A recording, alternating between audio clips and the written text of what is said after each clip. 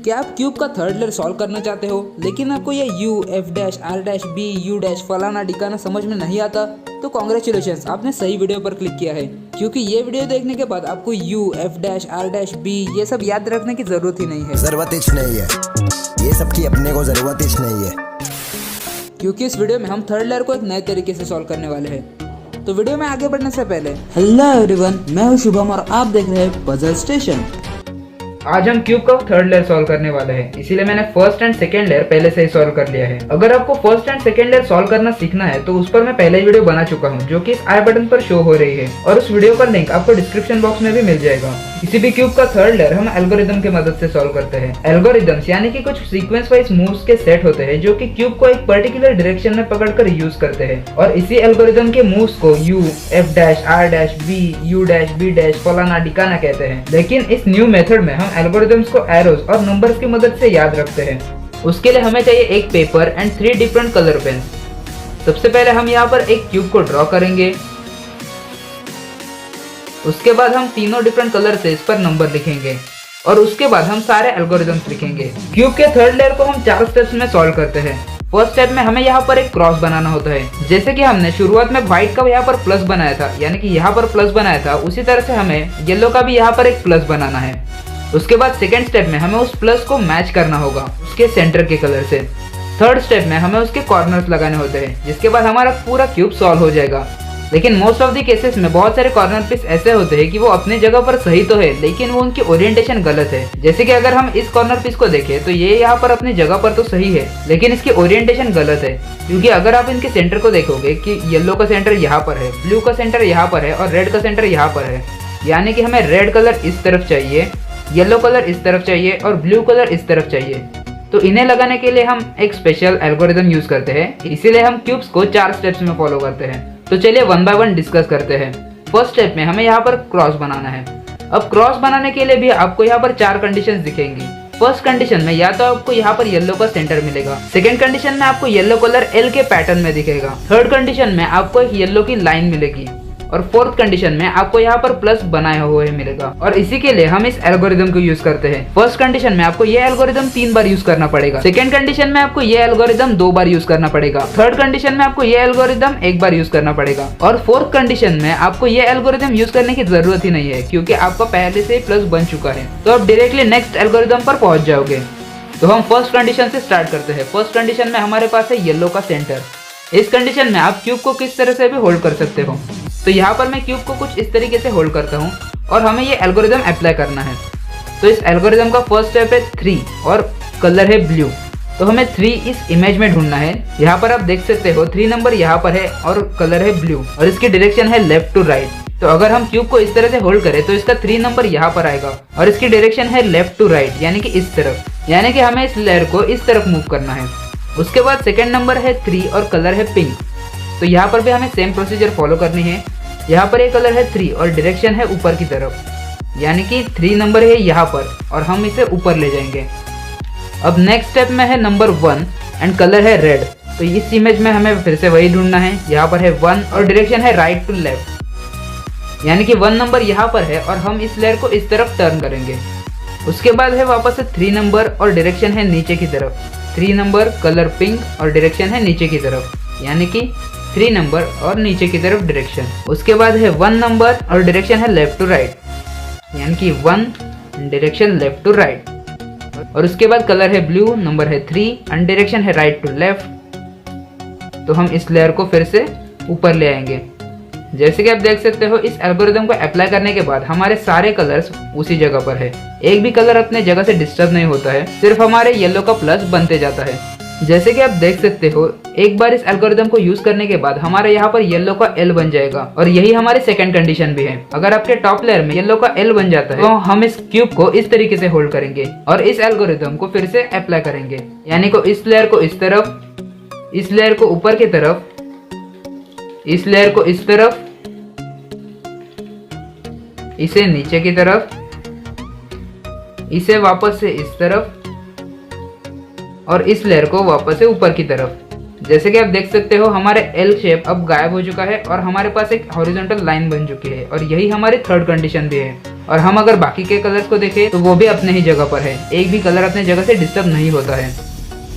तो हम इस लाइन को इस तरह से होल्ड करेंगे, यानी कि ये लाइन हमें हॉरिजॉन्टल दिखनी चाहिए ना कि वर्टिकल। और इस तरीके से इस क्यूब को होल्ड करके हम वापस से उसी एल्गोरिदम को अप्लाई करेंगे, यानी कि इस लेयर को इस तरफ, इसे ऊपर, इसे इस तरफ, इसे वापस से नीचे की तरफ, इस साइड को इस तरफ और इसे वापस से नीचे की तरफ। और जैसे कि आप देख सकते हो हमारा प्लस बन चुका है और यही हमारी कंडीशन 4 भी है, जो कि हमें ऑलरेडी प्लस बना हुआ ही मिलेगा।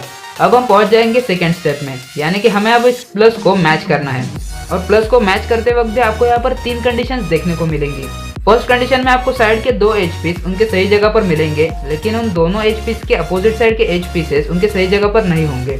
सेकेंड कंडीशन में आपको आमने सामने के कलर्स उनके सेंटर से मैच कर रहे होंगे, लेकिन उनके साइड के कलर्स उनके सेंटर से मैच नहीं कर रहे होंगे। और थर्ड कंडीशन में आपके प्लस के एज पीस उनके सेंटर से पहले से ही मैच कर रहे होंगे, तो आपको ये एल्गोरिदम यूज करने की जरूरत ही नहीं है, आप डायरेक्टली थर्ड एल्गोरिदम पर पहुंच जाओगे। तो इन कंडीशन को भी हम 1 बाय 1 डिस्कस करते हैं। फर्स्ट कंडीशन में आपको साइड के 2 कलर्स उसके सेंटर से मैच कर रहे होंगे, लेकिन उनके अपोजिट साइड के 2 कलर्स उसके सेंटर से मैच नहीं कर रहे हैं।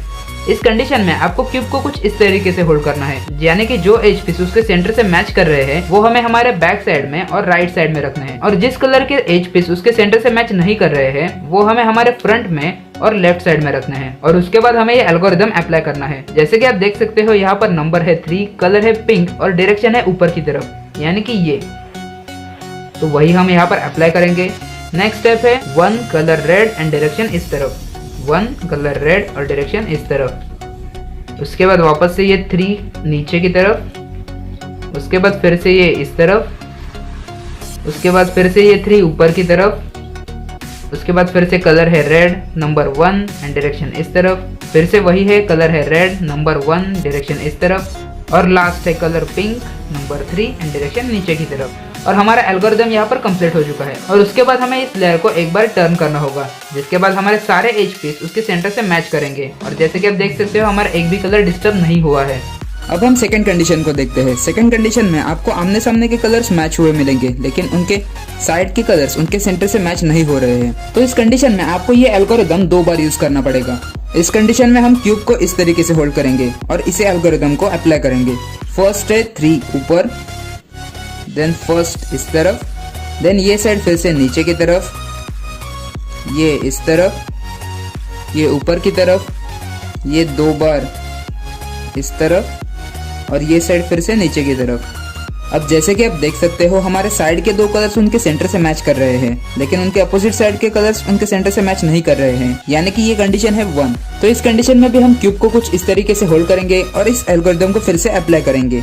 ये ऊपर की तरफ, ये इस तरफ, ये नीचे की तरफ, ये साइड इस तरफ, इसे ऊपर और इसे 2 बार इस तरफ और ये नीचे की तरफ। और एक बार टर्न करने के बाद आपके सारे एज पीस उनके सेंटर से मैच करेंगे। अब हम जाएंगे थर्ड स्टेप पे, जो कि है कॉर्नर्स। उसके लिए हम इस एल्गोरिदम को अप्लाई करेंगे। तो सबसे पहले हम देखेंगे कि कोई कॉर्नर अपने सही जगह पर है या नहीं है। जैसे कि आप देख सकते हो यहाँ पर कोई भी कॉर्नर अपने सही जगह पर नहीं है। तो इस कंडीशन में हम क्यूब को किसी भी डायरेक्शन में पकड़कर इस एल्गोरिदम को यूज कर सकते हैं, जो कि है 1 3 1 1 1 3